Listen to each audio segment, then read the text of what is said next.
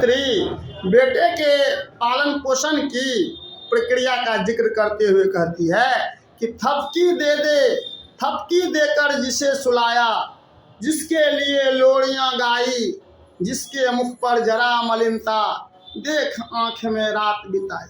तो जिस पुत्र को थपकी दे दे करके माँ सुलाती है, जिस पुत्र को सुलाने के लिए माँ लोरियां गाती हैं, और जब एक बार माँ को लगता है कि उसका पुत्र अस्वस्थ हो गया है, उसके चेहरे पर पीड़ा के लक्षण दिखलाई पड़ते हैं, तो माँ रात भर उसकी सेवा में लगी रह जाती है, रात भर उसके देख रेख में लगी रह जाती है।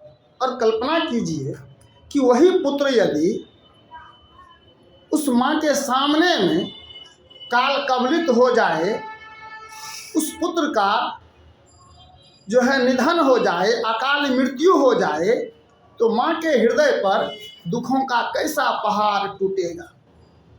आगे कवित्री इस पालन पोषण की प्रक्रिया का वर्णन करते हुए कहती है, जिसके लिए भूल अपनापन पत्थर को भी देव बनाया, जिसके लिए भूल अपनापन पत्थर को भी देव बनाया, कहीं नारियल दूध बतासे, कहीं चढ़ाकर शीश नवाया।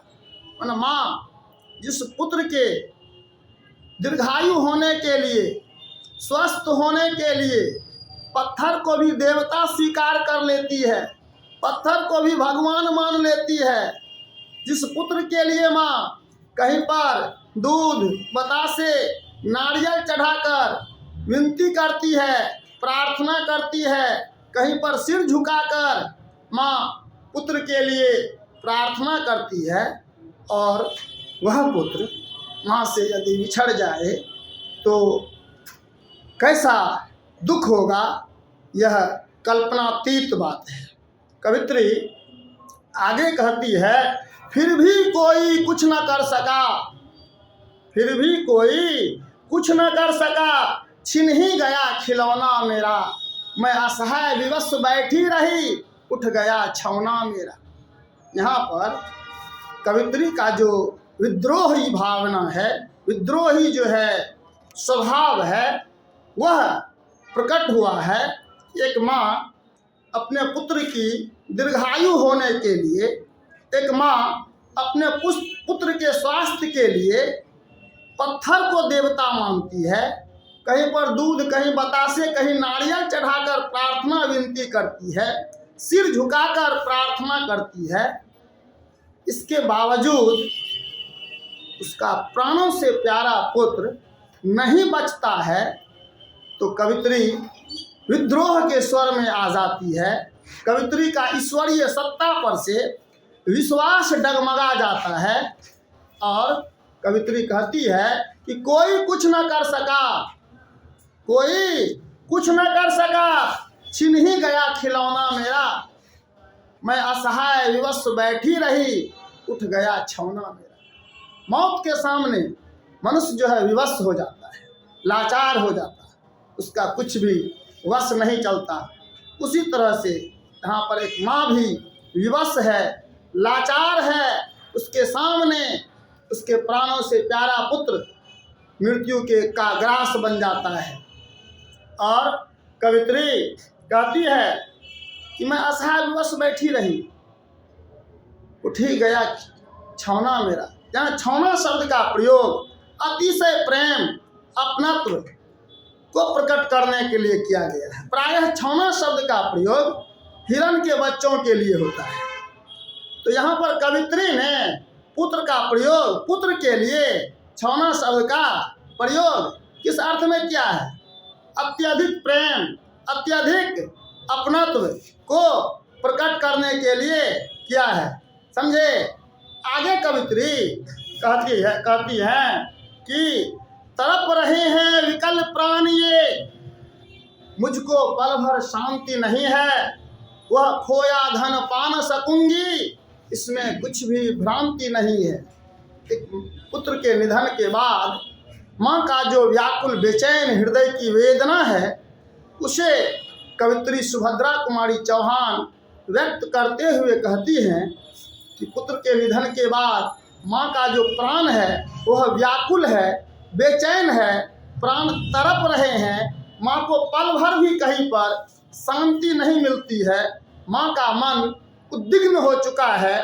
कवित्री कहती है कि वह खोया धन पा न सकूंगी, इसमें कुछ भी भ्रांति नहीं है। ना माँ को पता है कि जो पुत्र रूपी धन उसका खो गया है अब वापस मिलने वाला नहीं है, अब वह वापस नहीं आ सकता है। इस बात में कहीं कोई भ्रम नहीं है, कहीं कोई संदेह नहीं है। इसके बावजूद माँ का जो ममतालु हृदय है, कोमल मन है, वह कहाँ मानता है। माँ का मन बेचैन और व्याकुल रहता है। कवित्री कहती है फिर भी रोता ही रहता है, नहीं मानता है मन मेरा। फिर भी रोता ही रहता है, नहीं मानता है मन मेरा। बड़ा जटिल नीरस लगता है, सूना सूना जीवन मेरा। मतलब क्या है, कवित्री कहती है कि वह जानती है, एक माँ जानती है कि जिस पुत्र का निधन हो गया है, अकाल मृत्यु हो गई है, जो पुत्र उससे बिछड़ गया है, अब वह वापस नहीं आएगा। माँ जानती है। इसके बावजूद उस पुत्र से जो माँ का लगाव है, माँ का जो ममत्व है, उसके कारण माँ का मन नहीं मानता है। माँ का हृदय व्याकुल बेचैन रहता है। कवित्री कहती है कि पुत्र के बिना माँ का जीवन जटिल और नीरस लगता है। जैसे लगता है यह संसार ही जो है वीरान हो गया है, इस संसार से सारी खुशियाँ समाप्त हो गई है। इस संसार में माँ के लिए कोई सुख नहीं बचा है। माँ का संपूर्ण अस्तित्व ही जो है लगता है जैसे समाप्त हो गया है। तो पुत्र के बिना माँ का जीवन कैसा हो जाता है, नीरस हो जाता है, जटिल हो जाता है। इसके बाद यहाँ तक जब हमने कविता पढ़ी तो हमारे मन में संवेदनाएं जगी। माँ के दुख के संदर्भ में जानकर हमारा भी मन कुछ पल के लिए निश्चित रूप से दुखी हो गया है। हम भी कुछ निराशा और उदासी का अनुभव करने लग गए हैं। कवित्री इस उदासी से, इस निराशा से हमें बाहर निकालने के लिए कुछ कल्पना की सहायता लेती है और कहती है कि यह लगता है एक बार यदि पल भर को उसको पा जाती, यह लगता है एक बार यदि पल भर को उसको पा जाती, जी से लगा बेटा कहकर, जी से लगा प्यार से सर सहला सहला कर उसको समझाती। मतलब एक बार पुत्र माँ के पास आ जाता तो माँ उसे गले से लगा लेती, प्यार से उसके सिर को सहला सहला कर उसे समझाती, बुझाती। क्या समझाती? तो कवित्री कहती है मेरे भैया मेरे बेटे, माँ को यूँ छोड़ न जाना, बड़ा कठिन है बेटा खोकर माँ को अपना मन समझाना। कवित्री कहती है कि एक बार पल भर के लिए बेटा मिल जाता तो उसे समझाती, प्यार से उसके सिर को सहला सहला कर गले से लगा कर कि मेरे भैया मेरे बेटे, अब कभी इस तरह से माँ को छोड़कर नहीं जाना। बेटा खोकर माँ के लिए अपना मन समझाना बहुत जटिल है, बहुत मुश्किल है, बहुत कठिन है। माँ का संपूर्ण अस्तित्व जो है नष्ट हो जाता है, माँ का संपूर्ण जीवन ही निरुद्देश्य हो जाता है, माँ के लिए संपूर्ण संसार ही वीरान हो जाता है। इसलिए माँ पुत्र को समझाती, एक बार पल भर के लिए जब आ जाता तो कि मेरे भैया मेरे बेटे, अब यूँ माँ को छोड़कर नहीं जाना, बेटा खोकर बड़ा कठिन है माँ के लिए अपने मन को समझाना। इसके बाद कवित्री रिश्ते की जो बारीकी है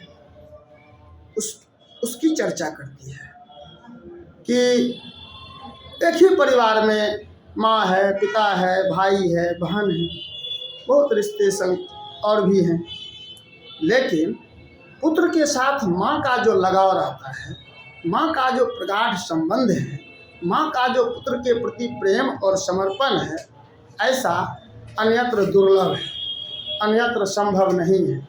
इसलिए कवित्री कहती है, भाई बहन भूल सकते हैं, भाई बहन भूल सकते हैं, पिता भले ही तुम्हें भुला दे। तो भाई बहन जो एक दूसरे को समय के साथ भूल सकते हैं, पिता भी जो है भुला सकते हैं, लेकिन रात दिन की साथिन माँ कैसे अपना मन समझाए। माँ जो होती है वह रात दिन की साथिन होती है। माँ के लिए अपना मन समझाना बहुत कठिन है, बहुत मुश्किल है।